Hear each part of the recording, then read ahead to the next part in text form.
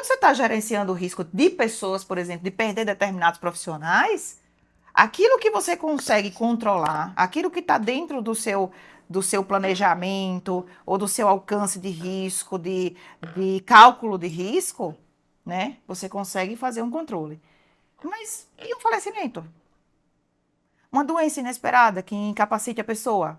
Você está preparado para isso? Né? Porque é uma coisa que acontece, pá, naquele dia, acabou, né? Então, o gerenciamento de risco, você precisa ter, vamos dizer assim, um ambiente monitorado. Você tem que saber monitorar aquele ambiente para você ter o controle dele. Não é um controle total, mas de saídas que você pode dar em relação a, por exemplo, um excelente funcionário e que você só tem esse funcionário para fazer aquela atividade quando ele sai de cena, por qualquer motivo que seja. Quando ele sai de cena, quem vai resolver o problema?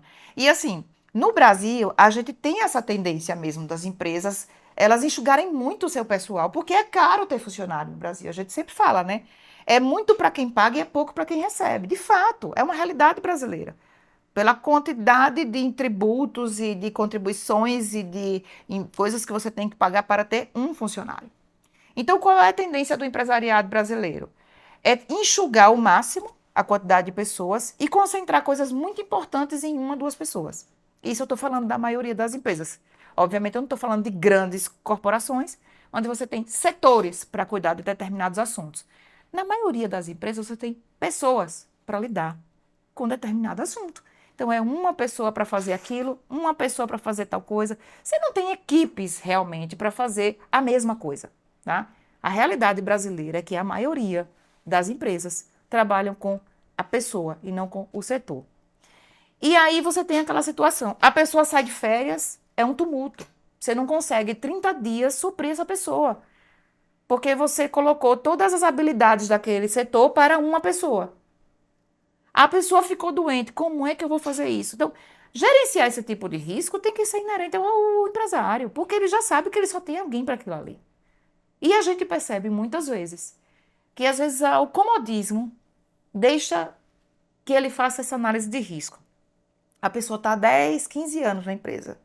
Qual é o comodismo? É igual um casamento. Fica morno. A pessoa já acha que ele não vai sair mais dali, que o funcionário vai continuar para sempre, né? Que ali é o melhor lugar do mundo para ele.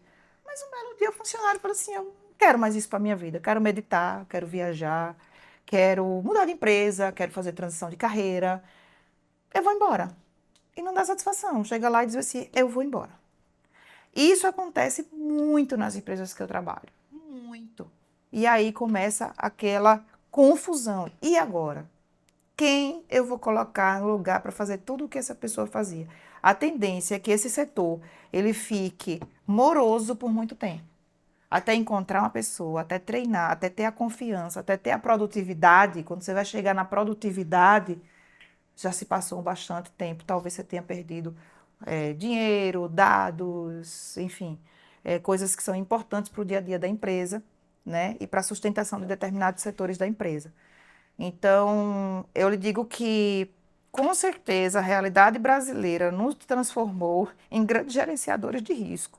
E ter que lidar com isso, porque, de fato, a gente concentra muitas atividades na pessoa e não no setor. A gente até quer criar os setores, mas quando a gente vai ver, tem ali uma, duas pessoas. E repito, essa é a maioria da composição de empresas brasileiras, que são empresas ali de pequeno e médio porte, que precisam enxugar ao máximo os seus custos, e o maior custo está no setor do pessoal, para poder sobreviver.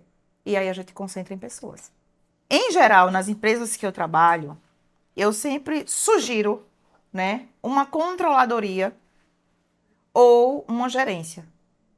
A controladoria ou a gerência, ela tem a incumbência, primeiro, de formatar todas as regras de procedimentos internos da empresa. Eu tenho regras de procedimento interno aqui dentro da empresa, né?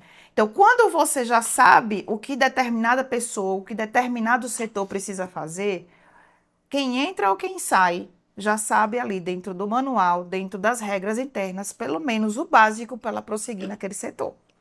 Quando você tem uma controladoria ou uma gerência, você tem a pessoa mais qualificada para treinar quem está entrando, quem é novato. Ou que, num caso de uma perda repentina de uma pessoa, ela possa momentaneamente exercer aquela função até que haja uma troca. Preciso criar setores, já que eu estou falando que é caro criar setores, né, para a empresa. Mas eu crio uma função onde eu consigo. Não é que a pessoa que está na controladoria vai executar aquilo. A pessoa da controladoria ela vai entender dos vários setores. E na hora de uma necessidade, a transição vai ser feita por ela. E quem sabe até operacionalizar momentaneamente aquele setor, até que a outra seja treinada. Mas a controladoria ela tem essa função. Controlar processos, fazer a medição, né? Fazer as estatísticas, apresentar números e também entender de cada setor da empresa.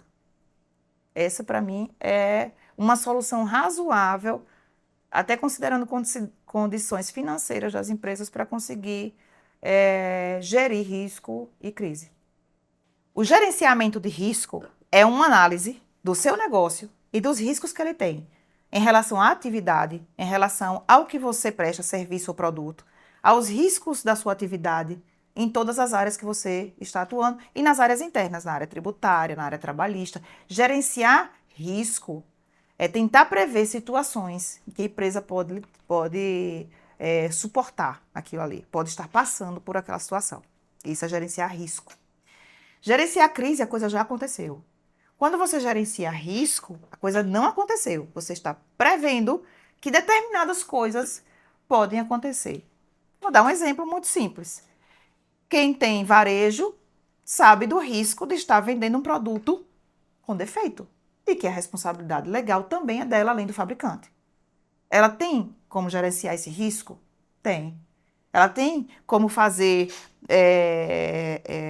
prevenção disso ou provisionamento disso no caso de perda financeira? Tem. Esse é um risco calculado que a gente chama, né?